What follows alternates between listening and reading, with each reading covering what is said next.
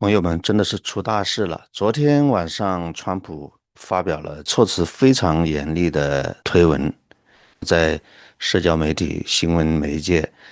尤其在金融市场产生了非常深刻的影响，资本市场血流成河。我们可以看一下所有的股指，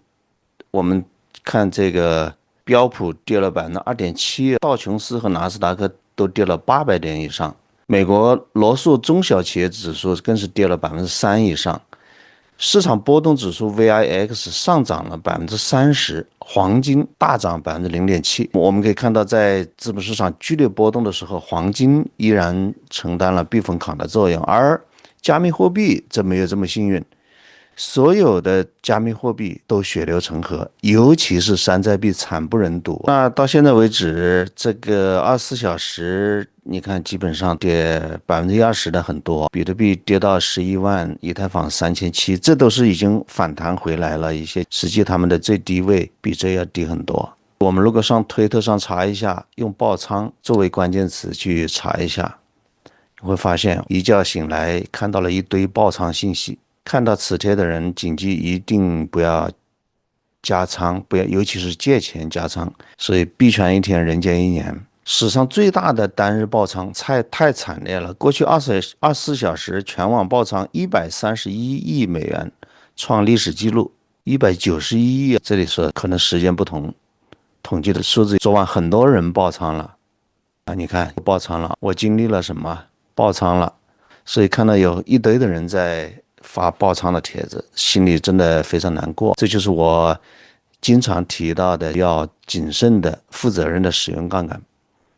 我也专门为此做了一期视频。那么到底是发生了什么？其实我今天正好是上传了关于中美稀土战争的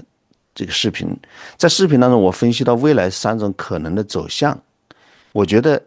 可能性比较大的应该是用稀土换芯片的逻辑。美国它一方面有明尼苏达大学的铁氮磁铁作为技术储备，而磁铁又是稀土最重要的应用方向了。这样一来，在2027年，明尼苏达的铁氮磁铁正式大规模投产以后，就会逐步减少对中国的依赖，而两个国家全面禁运的这种情况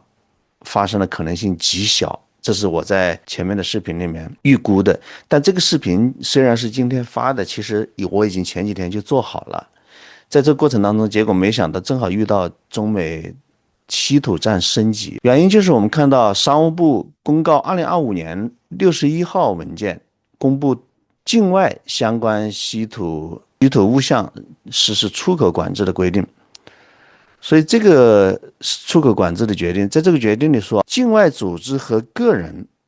在向中国以外的其他国家和地区出口以下物项前，必须获得中国商务部颁发的两用物项出口许可证件：一、含有集成或者混有原产于中国的本公告附件一第一部分所列物项在境外制造的本公告附件一第二部分所列物项。第二，使用原产于中国的稀土开采、冶炼分离、金属冶炼、磁铁、磁材制造、稀土二次资源回收利用相关技术在境外生产的本公告附件一所列物项。简单说，就是中国这一次商务部对与稀土相关的所有的产品进行了一次长臂管辖，只要使用到原产于中国的稀土，或者原产于中国的稀土分离、开采、冶炼和分离等等相关的技术所生产的产品物件，都将需要中国的出口管制。这件事情不仅对美国，对整个西方世界来讲，都是一个很致命的，因为西方目前还没有对中国稀土的一个有效替代，像美国更是对中国的稀土依赖几乎接近100%。所以我在前面的视频里面讲的是概率最小的这种情况，就是中美之间对抗全面升级、全面禁运的这种情况，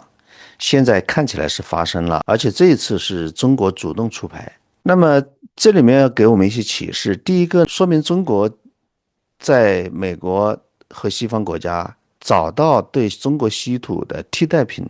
之前，中国还希望用稀土对他们进一步拿捏。稀土的对抗对西方来讲是很致命的，因为它涉及到军工国防的产业。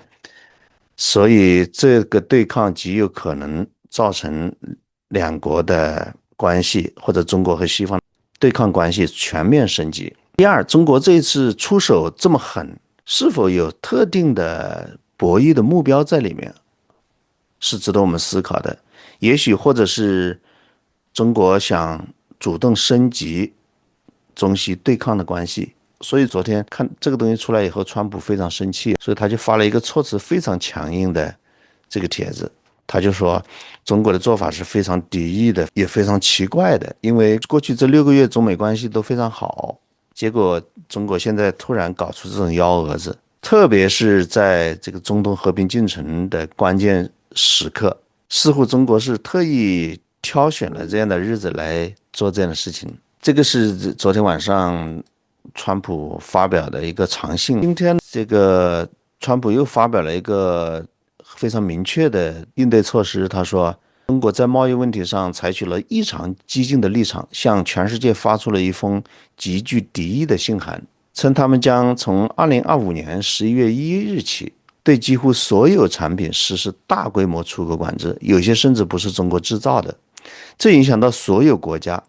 显然是他们多年前就制定好的计划，这在国际贸易中绝对是闻所未闻的，也是与其他国家打交道时的道德耻辱。基于中国采取的这一前所未有的立场，并仅代表美国，而不是受到类似威胁的其他国家，从2025年11月1日起，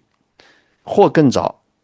视中国的情况，美利坚合众国将对中国征收100%的关税。同时，在11月1日，我们将对所有关键软件实施出口管制。这么看的话，全世界正式进入到小院高墙、铁幕开启的年代，这对我们未来一段时间的生活前景来讲，绝对会有非常深刻的负面影响。所以我们各位好自为之，大家多多保重。如果你做交易，你一定要注意，不能做死多头。另外，